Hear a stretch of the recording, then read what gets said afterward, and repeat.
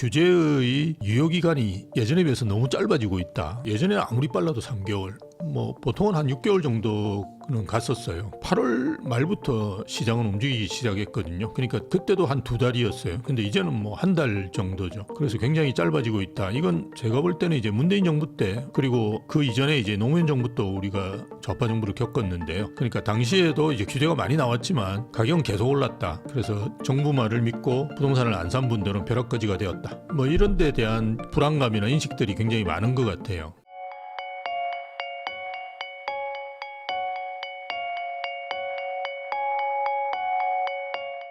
안녕하십니까?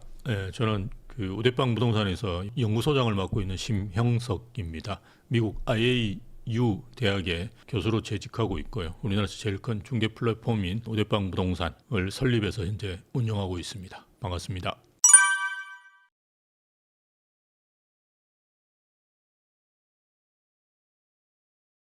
이게 사실은 가장 최근에 이제 통계라고 볼 수 있는데요. 10월 마지막 주에 아마 조사를 했을 거예요. 그래서 이제 11월 달에 발표를 한 거죠. 그렇기 때문에 10월 15일 날 부동산 대책이 나온 부분이 반영이 돼 있다고 이제 보시는 것이 맞는데요. 소비자 심리 조사라는 거 심리 지표입니다. 이거는 이제 한 3개월이나 6개월 후에 부동산 시장이 어떻게 될지를 예측해 볼 수 있는 지표라고 볼 수 있는데요. 국토연구원에서는 일단 한 4가지 정도로 분류해서 이제 발표를 하는데요. 주택 시장 소비 심리 지수도 있고요. 지금 이제 말씀하신 거는 이제 주택 매매 시장 소비 심리 지수거든요. 그래서 137 정도가 아마 서울일 거예요. 그래서 수도권은 이제 120 정도 되는 걸로 알고 있는데요. 어쨌든 이제 135를 넘으면 강한 상승세를 예측한다라고 볼 수 있습니다. 115를 넘으면 이제 상승세라고 볼 수 있는데요. 원래 기준점은 이제 100입니다. 그래서 137 서울이 나왔는데요. 경기도도 120이 훌쩍 넘었어요. 그러니까 이런 지역들은 이제 좀 강한 상승세를 보이고 있다라고 볼 수 있는 거죠. 그래서 사실은 우리가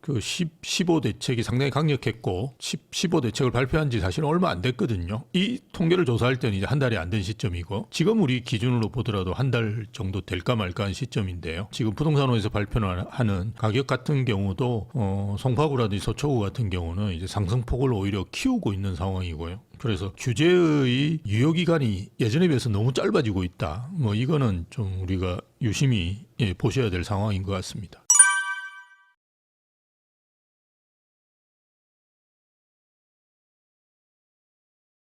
예전에 아무리 빨라도 3개월, 보통은 한 6개월 정도는 갔었어요. 근데 말씀하셨다시피 지금 15 규제가 나왔는데 상승폭을 이제 강남을 중심으로, 물론 이제 서울 전체적으로는 아닌데 강남을 중심으로 이제 상승폭을 키우는 게 불과 한 달 사이에 이렇게 일어난 일이고요. 그리고 627 대책 같은 경우도 사실은 우리가 6억밖에 대출을 안 해준다, 상당히 강력한 규제였음에도 불구하고 8월 말부터 시장은 움직이기 시작했거든요. 그러니까 그때도 한 2달이었어요. 근데 이제는 한 달 정도죠. 그래서 굉장히 짧아지고 있다. 이건 제가 볼 때는 이제 문재인 정부 때, 그리고 그 이전에 이제 노무현 정부 때 우리가 좌파 정부를 겪었는데요.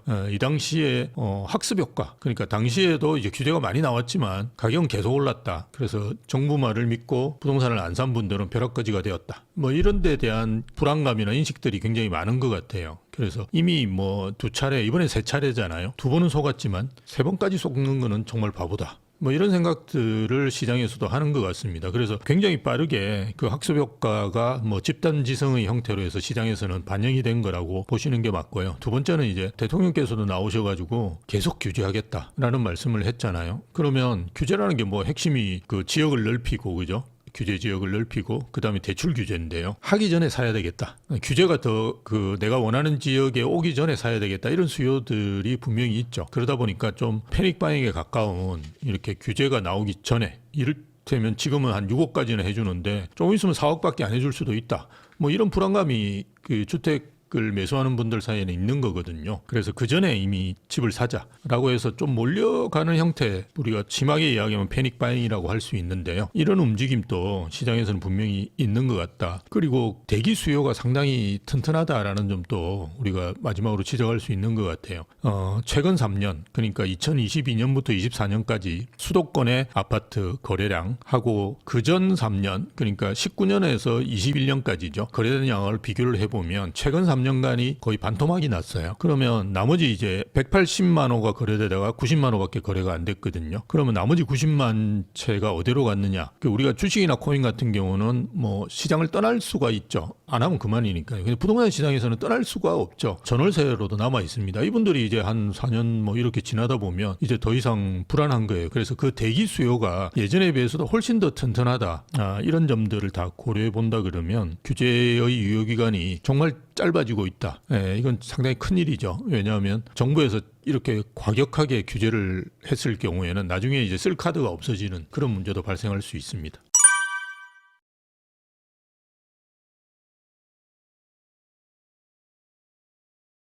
예, 일단 뭐 문의가 많이 줄었고요. 서울은 이제 다 토호제에 지정되어 있기 때문에요. 그 토호제를 하려면 일단 약정서를 체결한 다음에 허가를 넣어야 되죠. 그래서 토지 거래를 허가해달라고 이제 들어온 건을 보면 예전에 비해서 거의 한 80% 정도 줄었다라고 볼 수 있습니다. 그래서 굉장히 많이 거래량은 줄 가능성이 있다. 뭐 이제 허가를 나더라도 뭐 최소 2주, 길면 한 3주 정도 걸리거든요. 그때 이제 제대로 된 이제 거래 통계가 나오겠지만 상당히 줄어서 이제 통계들은 나올 가능성이 크고요. 그다음에 이제 현장에서는 이걸 안 해본 중개사들이 되게 많습니다. 왜냐하면 그 강남 상구하고 용산구만 기존에 이제 토지가 지정이 돼 있는 상황이었거든요. 그리고 특히나 이제 용산구라든지 서초구 이런 데들은 거의 지정된 데가 없었어요. 과거에는. 그러다가 갑자기 지정됐기 때문에 저희도 이제 강남 지점에 있는 중개사들만 사실 경험이 있고요. 나머지 중개사들은 경험이 없습니다. 그럼 강남 지점에 물어보고 이제 이걸 진행을 해야 되거든요. 근데 해보면 사실 별로 어려운 건 없는데요. 처음 하는 분들은 굉장히 세상에 뭐 구청장의 허가를 받는다는 사실이 이제 보통 일이 아니니까요. 그래서 현장에는 상당히 혼란스럽고 어떤 경우는 이제 좀 더 알아볼 테니까 조금만 더 기다려 달라라는 그런 이야기까지 할 정도라고 하니까요. 굉장히 복잡한 상황이고요. 또 하나는 이제 최근에 이제 토지거래 허가제가 시행이 되면 재건축 재개발 조합은 지위 양도가 금지가 됩니다. 물론 이제 재개발 같은 경우는 이제 관리 처분인가 이유긴 한데요. 재건축 같은 경우는 이제 조합 설립 이유입니다. 그래서 사실은 이게 재건축에서 상당히 문제가 많이 되는데요. 그러니까 계약을 약정한 즉 가계약금만 넣은 상태 하에서 그죠? 약정을 한 당시에는 조합은 지위 양도가 가능했는데 그죠? 투기과열지구가 아닌데 근데 이제 투기과열지구로 넘어가 버린 데들이 있거든요. 그러면 이제 조합은 지위 양도가 안 됩니다. 근데 이게 약정을 했기 때문에 아직 정식 계약을 한 건 아니죠. 굉장히 논란이 있었는데 정부에서는 어쨌든 뭐 해주는 걸로 하는 것 같아요. 그렇지만 이걸 빨리 결정을 안 했거든요. 그래서 거의 한 달 동안 이 계약을 하신 분들은 어마어마하게 마음을 졸이셨어요. 저희한테도 몇 번을 전화 오고 하셨거든요. 그래서 굉장히 지금 혼란스럽다. 그리고 구청도 그렇고 정부 입장에서도 이건 해주고 이건 안 해주고 이런 걸 지금 결정해야 되는 상황인데 빨리빨리 또 안 되다 보니까 혼란 상황이다라고 보시면 될 것 같습니다. 그러니까 이거 구별로 상당히 다른 게 하거든요. 그리고 토지에 보면 인접구라고 명시되어 있긴 해요. 그 수지구가 대표적이었는데 인접구 아닌 데는 정말 까다롭게 봤거든요. 그러다가 이제 다시 또 그 부분은 내렸는데요. 그러니까 다른 구 같은 경우는 뭐 특별한 사유 내가 서울에 있더라도 뭐 수지로 오는데 따르는 특별한 사유가 뭐 직장이라든지 그죠? 이런 게 있으면 그 문제가 없죠. 예, 그렇게 해서 했는데 뭐 이걸 안 받아들여진다든지 그리고 최근에 이제 우리가 주택담보대출을 받으면 6개월 내에 입주를 해야 되거든요. 그런 이제 규정이 생겼습니다. 대출 규제. 그런데 사실 토지라는 거는 이제 4개월 내에 입주해야 되거든요. 그러니까 이제는 예전에 6개월이 아니라 뭐 주택담보대출을 받든 뭘 하든 간에 이제 4개월 내에 무조건 입주하셔야 되는데 내가 이제 어떤 집을 팔려내놨고 한데 뭐 잔금이 좀 늦어져 가지고 4개월 내에 입주 못하는 경우도 있잖아요. 그러면 한두 달 정도를 이렇게 봐주는 지자체들도 있습니다. 강남은 제가 알고 있기로 사유서를 내고 정당하면 이제 봐주거든요. 근데 그게 또 안 되는 지자체가 있답니다. 그러니까 이게 지금 뭐 어떤 건 되고 어떤 건 안 되고 왜냐하면 이게 그 명확하게 규정이 없다 보니까 구청에 있는 공무원들의 재량권이 상당히 커집니다. 그리고 뭐 이건 지금은 아닌데요. 예전에 문재인 정부 때는 뭐 30평에 사시다가 이제 좀 큰 평수가 필요해서 40평으로 가려고 하는데 식구가 뭐 3명인가 그랬던 모양이에요. 그런데 공무원분이 아니 식구 3명이면 30평에 살아도 충분한데 왜 40평으로 가냐고 그런 이야기까지 했을 정도니까 이게 뭐 공산주의 국가인지 참 의문이 되는 거죠.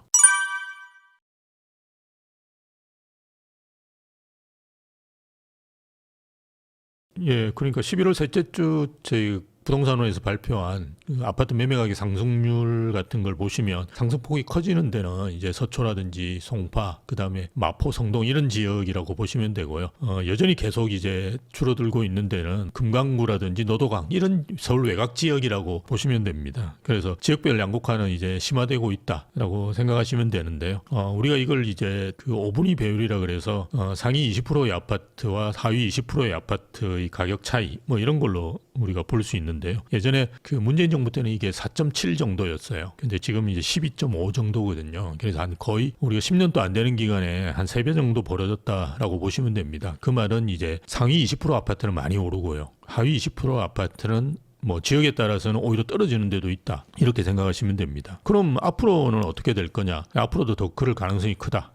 말씀드렸듯이 송파구 같은 경우는 올해만 해도 한 20% 가까이 지금 올랐어요. 18% 정도, 17.9%인가 아마 그런데요. 노도강 이런 데는 0%대나 그나마 노원구가 좀 올라서 1.5%인가 그렇고요. 도봉구와 강북구는 0%대입니다. 근데 0%대라는 거는 잘 아시겠지만 떨어졌다는 말이거든요. 물가 상승률하고 비교를 해본다 그러면 이 지역은 이제 떨어졌다라고 볼 수 있는데요.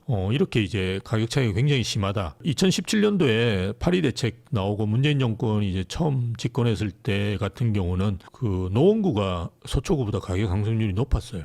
근데 지금은 완전히 역전돼 있는 상태입니다. 그거는 정부에서 규제를 굉장히 하면서 똘똘한 한 채로 몰리는 수요 때문에 그렇다고 볼 수 있고요. 앞으로도 이제 한강벨트라든지 똘똘한 한 채, 뭐 이건 계속되지 않을까. 왜냐하면 정부에서 계속 규제를 그저 강하게 하고 있기 때문에 그렇습니다.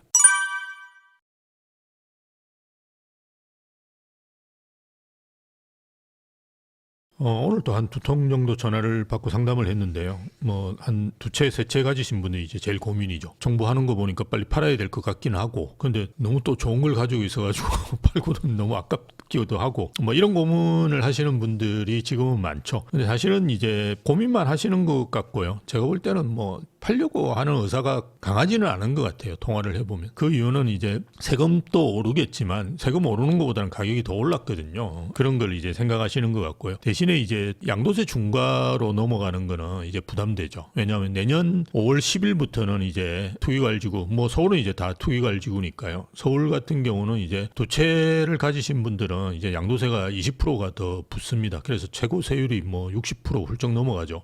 그리고 세 채 가지신 분은 이제 82.5%입니다. 그러니까 이걸 정리해야 되는 거 아니냐 이런 생각을 하고 계시는 것 같아요. 그래서 뭐 이 고민 저 고민을 하고 있는데요. 어쨌든 아직까지는 뭐 매물을 내놓는다든지 이런 구체적인 형태는 가지지는 않은 것 같고요. 대신에 매물이 자꾸 줄어드는 거는 이제 새낀 매물은 지금 팔 수가 없죠. 그죠? 토지거래 허가제 때문에. 그래서 그런 매물들이 급격하게 이제 줄어들고 있는 건데요. 연초 대비해서 보면 한 30% 가까이 서울은 줄었고요. 전국에서 제일 많이 주는 데가 서울입니다. 그리고 구별로 이래 전국에서도 따지고 봐도 제일 많이 준 데가 성동, 광진, 마포 이런 쪽이에요. 그러니까 소위 한강벨트 쪽에 있는 지역들이 매물이 많이 줄고 거래도 많이 됐으니까 매물이 줄죠. 주는 면도 있죠. 그래서 기존 매물도 지금 많이 줄어들고 있다. 근데 정말 문제는 이제 신규 매물은 내년부터 급격하게 줄어들거든요. 근데 기존 매물마저 줄어든다.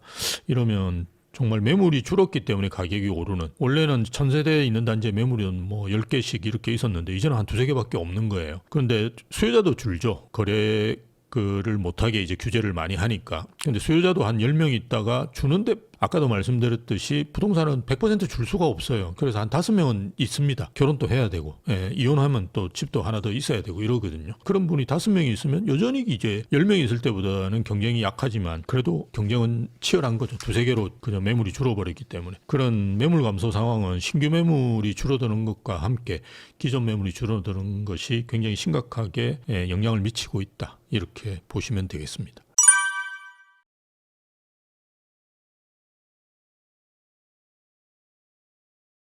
그 뭐 계약하시는 경우는 그 뭐 특약 같은 걸 넣기는 해요. 뭐 1년이라든지 3년 살고 이렇게 가신다 하지만 그게 법적으로는 적용이 되지 않고요. 내가 2년 살고 나가겠다 이런 특약사항을 넣었다고 하더라도 4년은 사실 수 있습니다. 그래서 중간에 그 임차인들이 바뀌는 경우가 많아요. 그리고 또 조금 불순한 의도를 가지고 그렇게 하시는 임차인들도 생기고요. 그래서 최근에 보면 뭐 임차인도 스크린을 하자 뭐 이런 이야기까지 나올 정도니까요. 그래서 계약은 정말 2년, 3년, 뭐 4년 뭐 아주 다양합니다. 그런 식으로 이제 특약은 들어가 있고 실제로 또 3년 돼가지고 나가시는 분도 계시긴 해요. 한데 예전하고 다르게 이제 금액 금액대들도 너무 다양하고 뭐 5억부터 10억까지 뭐 이 정도까지로 이제 전세 금액들이 나오는 경우도 많습니다. 최근에 이제 입주하는 아파트들도 보면 이제 언제 내가 이제 전세 계약을 했느냐에 따라서 잠실 레미안 아이파크라든지 잠실 르엘 뭐 이런 아파트들이 거의 11억부터 18억까지인가 뭐 30평대가 지금 전세가 그렇게 구성이 돼 있어요. 그래서 굉장히 이중 가격들이 지금 많이 되어 있는 상황이다라고 보시는 게 좋고요. 전월세 매물은 일단 많이 줄어들고 있습니다. 그래서 잠실 레미안 아이파크라는 잠실 르엘 뭐 이게 4,500세대는 이게 쏟아지고 있는데요. 그럼에도 불구하고 전월세 가격이 전혀 떨어지지 않습니다. 그리고 매매 가격도 오르는 상황이고요. 특이한 점은 이제 전세가 월세로 많이 바뀌고 있다는 거는 아주 특이한 점입니다. 그래서 저희도 집주인분들한테 뭐 전세 10억에 내주세요 이러면 그렇게 하시지 말고 8억에 뭐 80만 원 뭐 이런 식으로 약간 보증보 월세입니까? 반전세입니까? 이런 식으로 좀 돌리시는 걸 권해드려요. 그래서 최근에 이제 전세 입자들, 전세입자 같은 경우에도 이거 100% 전세보다는 좀 보증보 월세나 반전세를 좀 선호하시거든요. 그래서 그런 방향으로 좀 내는 게 좋다. 그래서 지금 서울 같은 경우가 올해 들어서 매매 가격은 한 7.3% 정도 올랐어요. 그 11월 셋째 주까지 이렇게 집계를 해보면. 근데 전세는 2.6% 정도밖에 안 올랐거든요. 그러니까 뭐 한 3분의 1밖에 안 되지 않습니까? 그래서 전세가 굉장히 안정되어 있다. 뭐 정부에서는 계속 그렇게 이야기를 하고 있죠. 근데 이게 아까도 말씀드렸던 전세가 월세로 바뀌었기 때문에 굉장히 안정돼 보이는 거거든요. 왜냐하면 전세가 한 7억, 8억 지금 됐다고 보시면 됩니다. 근데 집주인분들이 7억, 8억에 전세를 놓는 게 아니라 7억이다 그러면 2억을 이제 1억에 40만 원이거든요. 그 2억을 이제 80만 원으로 돌리는 거죠. 그래서 5억에 80만 원 이런 식으로 받거든요. 그래서 전세 보증금 전혀 안 올랐죠. 예, 월세만 이제 오른 걸로 자꾸 나옵니다. 그래서 월세는 지금 서울 평균이 2억에 140만 원입니다. 그래서 이거는 예전에 저희는 이 강남인가 이런 생각이 들 정도예요. 왜냐하면 2억까지도 우리가 그죠 월세로 돌린다 그러면 220 정도 되지 않습니까? 그죠? 80만 원이니까. 그러니까 200만 원 전 월세는 저희가 예전에 강남 아니고는 찾아보기 힘들었어요. 근데 이게 아주 일반적입니다. 이제는 뭐 3, 400 가는 것도 많이 있고요. 그래서 전세가 월세로 됐기 때문에 월세가 굉장히 불안하게 지금 작용을 하고 있다. 또 하나는 우리가 전월세 시장에서 고민해야 될 사항이 그 2017년하고 18년도에 우리가 임대사업자 등록하신 분들이 많아요. 한 해에 한 3만 채 정도씩을 등록했어요. 문재인 정부 초기에는 임대사업자를 굉장히 우호적으로 나왔었어요. 빨리 등록하시라 뭐 이런 식으로 해서 했는데 이분들이 이제 한 8년 끝나고 나면 올해 말부터 이제 내후년 이렇게 이제 그 8년 만기가 돼가 나옵니다. 그러면 이제 이분들은 가격을 많이 올릴 수 있거든요. 그래서 그런 부분이 굉장히 걱정되는 측면이 있고요. 또 하나는 2022년하고 23년도에 우리가 역전세가 꽤 났습니다. 그래서 전세금을 돌려준 분들이 꽤 있어요. 근데 이제 4년이 지났거든요. 그러고 난 다음에도 계약갱신 청구권을 쓰더라도 이제는 2026년 되면 이제 마음대로 올릴 수 있는 시기가 왔어요. 그래서 이런 굉장히 불안할 요소들이 좀 많다. 그런 점들을 같이 보면서 전월세 시장 불안 요인들을 확인하시는 게 좋을 것 같습니다. 예.